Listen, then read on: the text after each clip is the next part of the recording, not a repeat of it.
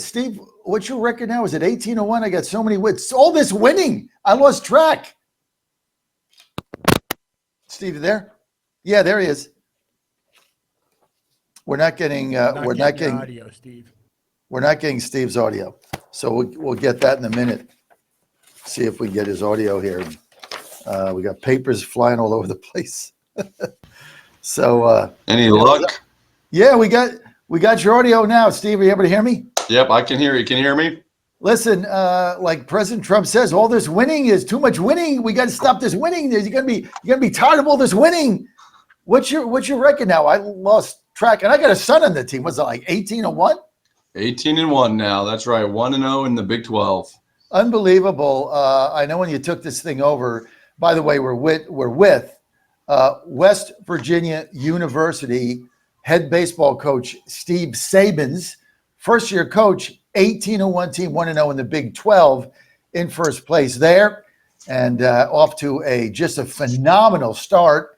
And unlike our basketball coach that fled to Indiana, he's actually staying with the team. But that's a whole different topic. You can find all that on WVSportsNation.com. Go to WVSportsNation.com. We're not here to talk about the unglorious exit of Coach DeVries.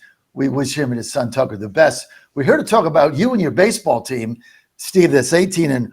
And by the way, this segment brought to you by our good friend, Rocky Simmons of Ask Vision Homes. For over 30 years, Vision Homes has built hundreds of custom homes right here in Motown and the surrounding areas. Their expert team, they'll design and build a brand new custom home that fits your needs, your style, and your budget. That's the Rocky way. It's a family-owned company just like ours. Best of all, they lock in your price before they start to build, so you can stay on budget, guaranteed by Rocky himself and his mom, too. If you haven't met his mom, her guarantee, it's like oak, right? It's a big family company. So no land yet, no worries. Vision Homes can help with that, too. So whether you're a first-time home buyer looking to upgrade and build your dream home, or looking to downsize and simplify your living space, like we are, ask Vision Homes.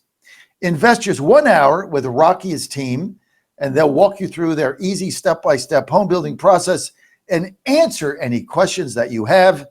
Visit askvisionhomes.com, askvisionhomes.com, and see how simple it is to build a house you'll be proud to call home. And it's a family company. His mom's there, his sons are there. I love family companies. We're a family company. I got my older son runs our website, WVSportsNation.com. He's a COO. Anyway, let's get back to Steve Sabins. Steve, 18-1, 1-0. There's so much to talk about here in the short time we have before we get to Arizona. But what are the elements that have impressed you with this team so far? I think the resiliency and the depth has been incredible. We had a hell of a week in Oklahoma. So we traveled down there on Thursday, and you have to fly from Pittsburgh to Dallas, Dallas to Oklahoma City bus to Stillwater. And then after that, Friday's game was canceled because of heavy winds, but there started to be some wildfires and some smoke in the air. And so they canceled Friday's game. And so Friday we went to go practice in Stillwater, and our hotel got evacuated while we were in Stillwater. So police came to the hotel, said no one can enter, no one can exit kind of thing, or everyone needs to exit. And so our whole team was in Stillwater at the baseball field, baseball pants, no luggage, no nothing. And we had to find a hotel room an hour and a half out of town in Tulsa, Oklahoma. We went there. We bought the guys white T-shirts and phone chargers and new underwear from Walmart, basically, and had to figure it out from there. We had a day off on Saturday. There were people's homes in the community that had burnt down. Tough situation. Came back Sunday, kind of refocused and won a baseball game. So we would have loved to play 3 games, but just the resiliency of the guys. Like, there's been ups and downs, and throughout the course of the season, things happen. Guys get better, guys get worse, guys get hurt, guys make teams, guys make travel rosters. Through all of that, like, the attitude, the culture has been incredible. Guys have continued to play and performed at a high level, and we've won different ways as well. Last night, made some great defensive plays. We pitched really well, and we stole home to basically win the game. And before that, we had slugged, and before that, we had pitched. So I think just the competitiveness to win no matter what, find a way to win, whether you feel good, feel bad, whoever's on the field. We've played a lot of different guys. And so for me, the resiliency and the depth have really stood out so far. Skylar King, your center fielder, last night made an incredible catch in center field. 2 outs and a guy on second. When the ball was hit, I'm like, okay, it's going to be a 3-1 game, and probably going to go with double. If he misses that, it goes to the wall. That's a double. Tying run on second base. Just made a phenomenal catch. I don't even know how he got a jump on that ball because watching, I was not there. I'm in DC, but watching it on TV, as soon as it was hit, I'm like, that's going to be in the gap. The jump that he gets on the ball, watching Skylar King day in and day out is pretty phenomenal. It was awesome. And then he had the wind going up to 30-mile-an-hour gusts last night. And so off the bat, you're going, that ball's smoked, and he's running, with the tornado. So I'm like, there's no way you catch this thing. So it looked like he was picking up speed. The ball was picking up speed. So it was a pretty electric play. Chase Meyer, Sunday, Oklahoma State, comes in, game's on the line, tough game. I think it was 8-6 as a score. It was maybe it was 6-6, right? Comes in 3 2/3, 9 strikeouts. His curveball, unbelievable, major league status. I've never seen a performance like that. Now, I'm a big Chase Meyer fan. I said that on the show many times. I know him well, stays at our home. But that 3 2/3 innings, I mean, that is like major league draft stuff if I ever saw it, Steve. There's no doubt about it. And I'm so proud of that kid. At the end of the game, I was like in tears looking at him. I'm like, I get chills talking about it right now because there's been a lot of things that the guy has gone through to get to that point. Damn right. Everyone always sees 3.2 innings, 9 punchies, you win the game, and everyone just assumes that it's easy because he's so talented. Without a doubt, he's a first-round talent, but he's been told that kind of his whole life. Talent, potential. But that day, he was a winner, and he was an out-getter. And there's a big difference between winners and losers and potential. There's a lot of guys that have potential that don't live up to nothing. And so for him to evolve into getting the ball in the biggest moment of the season against the best opponent that we played and actually winning, like, that's really cool. That's so awesome for that kid. And I think sometimes folks forget that these are like young guys that are battling through stuff. And just because you throw 99 and you're going to be a draft pick doesn't mean he's not battling through stuff. And so, like, to get to that point was such a win for him. It was awesome. I think right now he's got 13.2 innings and 22 strikeouts. So he's punching out 2 an inning right now. Unbelievable. It's unbelievable. And he's I know him well because Joe's roommate, and he stays at our home in between going to Pittsburgh and then flying out. And he's just a fine young man. I mean, I've had many talks with him. Great Christian, believes he's a believer like we are. So we love having him in our home. He's just a fine young man. So I was so excited for him on Sunday. Now you got a big roster. Not everybody's playing. So I'm going to ask a question here.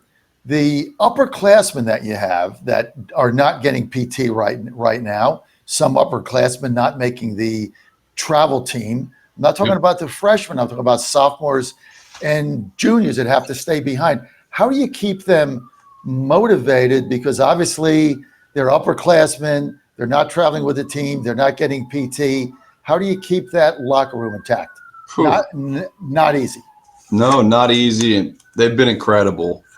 And you got to work while you wait. You really have no choice because, like, every day, and we preach it from the beginning, and I just really believe it. Every day is an opportunity.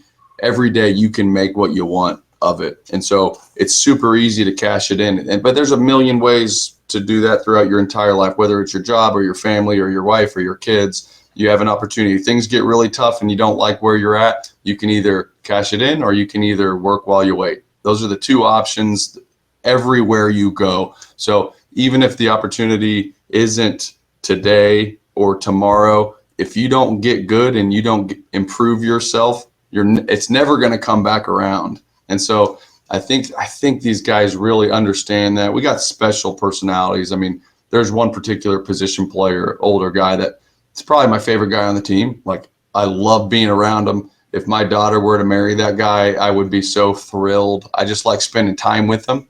And right now, he didn't give us the best opportunity to win when it came to a 30-man roster. And so they have to work. But we have a pretty special situation, I think. Like, guys that weren't traveling, they were here throwing sim games. They're working on the field. The guys that didn't pitch yesterday will be on the mound today, getting their work in. So, like, literally today's another opportunity. Someone wants to roll out there and throw, 2 innings with 5 punchies and is in the zone on every pitch. It makes you kind of reconsider, hey, what are we going to do for the weekend, right?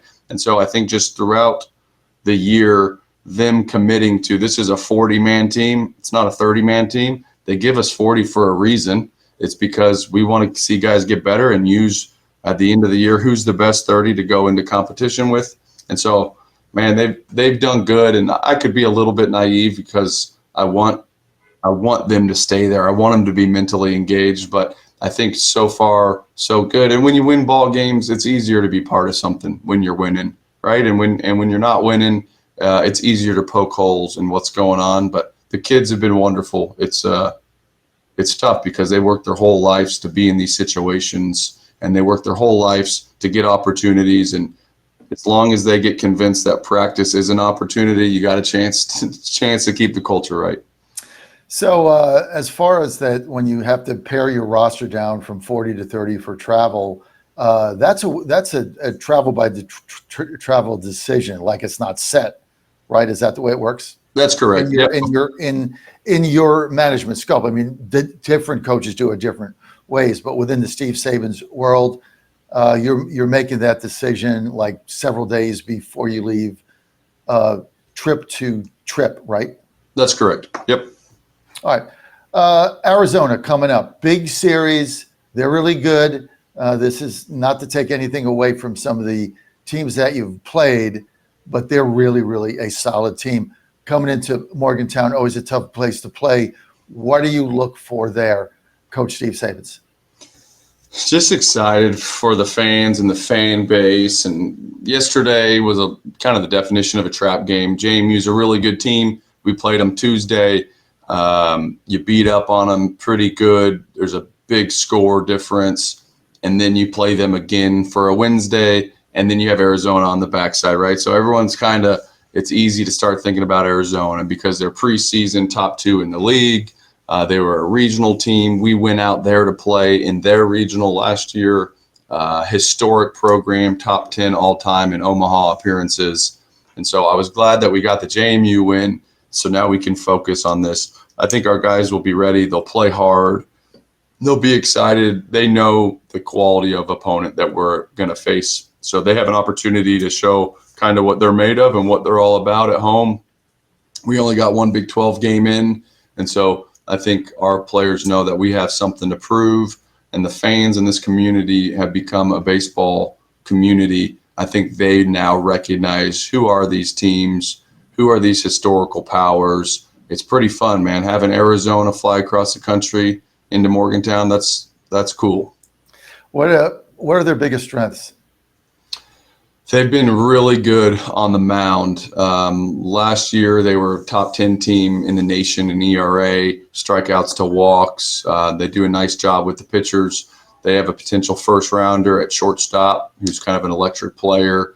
Overall, very easy place to recruit. It's got good weather. Historically, they're a great program. It's a recruiting hotbed. So they have a lot of talent. They'll have 5-star players all across the field. What type of pitching do you see yourself facing? It'll be high-end stuff. Their pitching coaches do a really nice job with development, and they have a lot of talent. We've recruited against them with several portal players in the past. So there'll just be a lot of guys that roll out there with power stuff, 94 to 100 with nasty breaking balls and plus changeup. So you'll get to see some firepower this weekend. Interesting story when you guys won the regionals, when we won the regionals in Arizona, I guess it was 2024. I think I told you this story, but I was walking to the bathroom. This is maybe the seventh inning of one of our games where we were ahead, and Arizona had already been eliminated, and their head coach is walking out. He has his bag on, and he's walking out.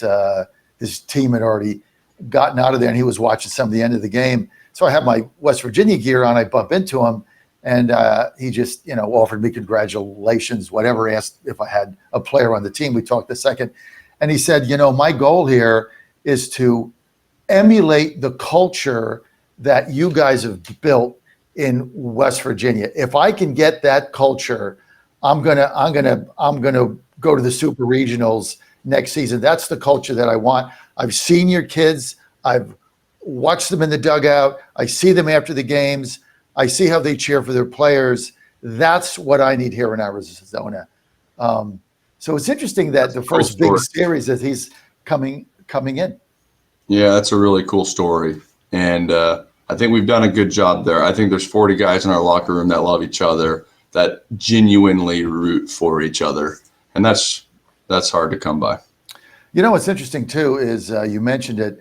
They have to fly from Phoenix, so they got to go from Phoenix to Pittsburgh, drive here. 7 hours, 5 hour flight, 6 hour flight. I just had my older son just did that.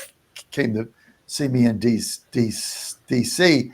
So they got the long jet lag, and then they got to get a bus from Pittsburgh, get in, then they go to the hotel where we all stay. This is a tough place to play. I mean, we can go the whole season with maybe, I think last season we lost one series to Oklahoma State. You come here on a Friday night from Arizona or Utah or BYU or whatever. This is a very tough place to play. And our stadium Friday night is going to absolutely rock. Season tickets are sold out. What's your message to the fan base? Come out, drink some beers, be loud, show up to the ball game. That's a huge home field advantage, and we need it. We've been doing this for 12 years, 13, 14 years in this league, where we were the ones always traveling across the country. We were having the connecting flights to go to Stillwater and Norman and Dallas and going across the country to play everybody else. And so for the first time, there are West Coast teams that are flying into Morgantown, and we need to make it tough on these guys. We need it loud. We need it to be packed. We need it to bring the energy, because we have something that's really special and unique, and we want this to be the hardest place to play in the Big 12. And we're capable of that, legitimately having the best home situation in our league. Well, we need to get this thing sold out. We need it to rock. And don't forget, before the first pitch, Friday night, well, Saturday and Sunday too, but mainly Friday night, happy hour at our home field stadium, which means beer and wine, half price, up to the first pitch. You got to be at least online by the first pitch. And that is my favorite part of the whole thing, because I have season tickets. I told you this before. I love my parents, but I can't do that thing. I got to sit. I sit with the season ticket holders, the hardcore, that when we don't do good, get mad, and when we do good, they have fun. So, but by the third inning, everybody's lit. So it's just. We need to have the John Fredericks show day at the ballpark, where you get free beers until the fourth inning, something like that. We need to do a special on that, because a lot of people don't get there till like the first inning, and then they got to pay full price. So I'll talk to the administration about that and see if we can't get that worked out. But Steve Sabins, you got to be so proud of this team. 18-1 going into this first big home series. I encourage everybody, get out, get your tickets now. Just go to wvbaseball.com, wvubaseball.com. Get your tickets now. There's no more season tickets. They're sold out for the first time ever. This is what we've all been waiting for, this big home series with Arizona. We're going to rock the house. And don't forget, you can follow it all on our new website, wvsportstation.com, WV, not you, WV Sports nation.com. My oldest son runs that, so it's got to be good, right? Kids are doing great. Steve, thanks for being with us. Thank you so much. See you, John.